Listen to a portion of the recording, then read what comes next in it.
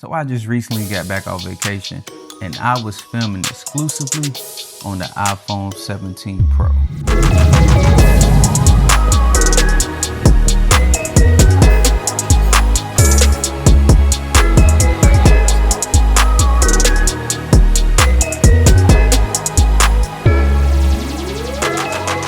When I tell you, I have some thoughts. This camera is good. Still have some things I wish they could fix, but we'll get there. So let's get the basics out the way. Starting off with the colors and the body. I love the way this midnight blue looks. I mean, a lot of people have been going with the orange, but me personally, I love the blue, man. It doesn't stand out as much.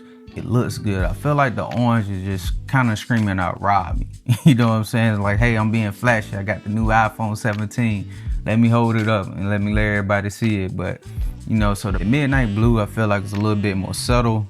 It's a little bit more sleek, you know what I'm saying? And I feel like it just fit me more, fit the things that I do with it. I feel like whenever I'm filming with it, it's not as obvious as the orange one would be. They changed what they actually made the iPhone out of this year. They switched from the titanium to the aluminum.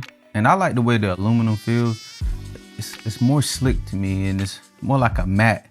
It's a matte feel and rather than a glossy, and I like that. While I've been here, I've been using it, you know, putting it through its tests, running it through the phases and seeing how doable this phone is. And to be honest with you, this cuts out the need for buying a mirrorless camera or a DSLR, because like now you have something that everybody has now is a actual cell phone. You can use it to create cinema and for videography and photography. I'm gonna show you my 16 Pro Max. Hold on, give me 1 second. Dang. Kind of dusty, man. I haven't took the case off this thing in a minute, but this is my 16 Pro Max. I got this bad boy in that black.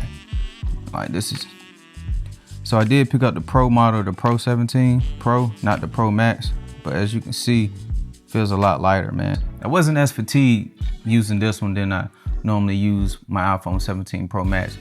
And like I said, man, it's just the slick design on here, it just feels good in hand. It makes me want to use it more for some reason. I don't know why. It might be the Apple effect because I'm an Apple fan, but it just makes me want to use it more. So some of the things that I feel like that they upgraded in the iPhone, the average consumer probably wouldn't use it. But since I'm a filmmaker / photographer, videographer, director, so on and so forth, content creator, I feel like they made this camera to target us as far as the Pro models. The 17 and the Air, I feel like it's just for your regular users. With this, they did upgrade they upgraded the selfie cam to 18 megapixels now. I rarely use the selfie cam, but the ultra wide lens, always my most used camera. That's why I feel like I wanted to pick this up as well, because they upgraded the ultra wide to a 48 megapixel lens. So now that thing look amazing as well. Let's get to the nitty gritty, what you're here for. Filming with the iPhone 17 Pro and Pro Max. This camera is amazing. I use this as my primary content creation camera. When I was on vacation, I filmed short form videos, 2 long form videos. We're gonna get there.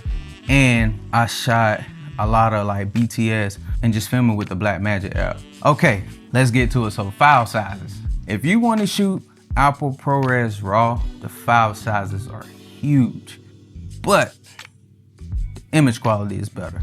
And you're able to adjust a lot of things in post.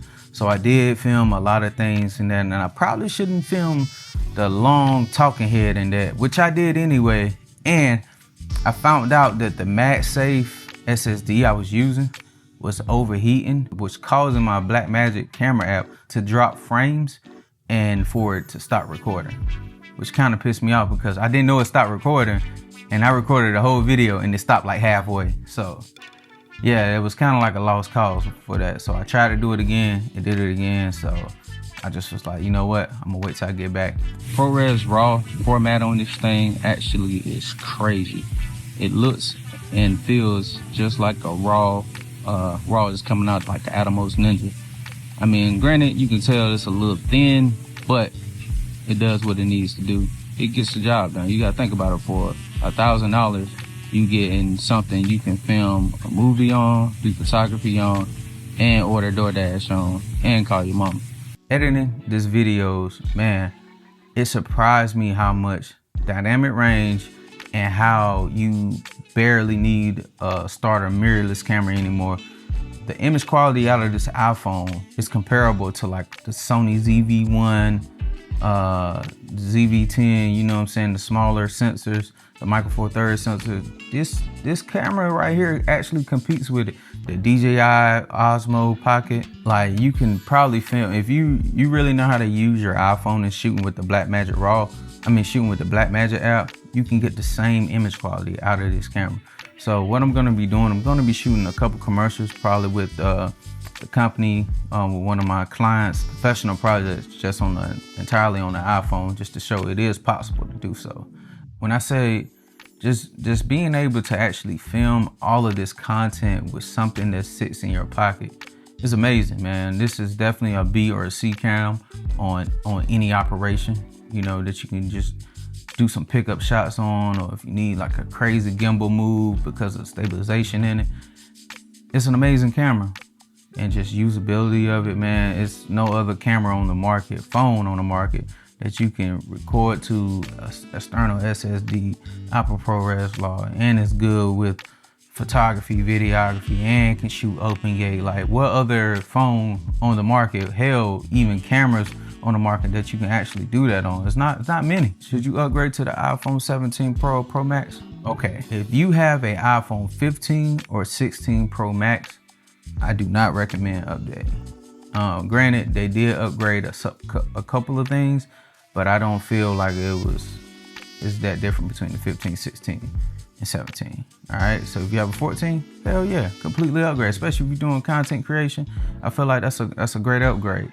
But if you just already have those, I feel like you're not missing anything just for the new body style, which is cool. Oh, the battery life is amazing as well, man. The battery life on this iPhone 17 Pro is great, man. I was getting a complete day of battery life without having to charge my camera. I'll take it off the charger at 8 o'clock that morning or 7 o'clock that morning whenever we go out to eat for breakfast. And I didn't put it back on the charger until later on that night. And I was filming like hella content. Let me know if y'all picking up the iPhone 17 Pro or Pro Max. Let me know which color you got. I feel like the midnight blue is the best once again. I'll go with your mama. I feel like the midnight blue is the best. On this channel, we invest in ourselves. Make sure you like and subscribe. You dig me?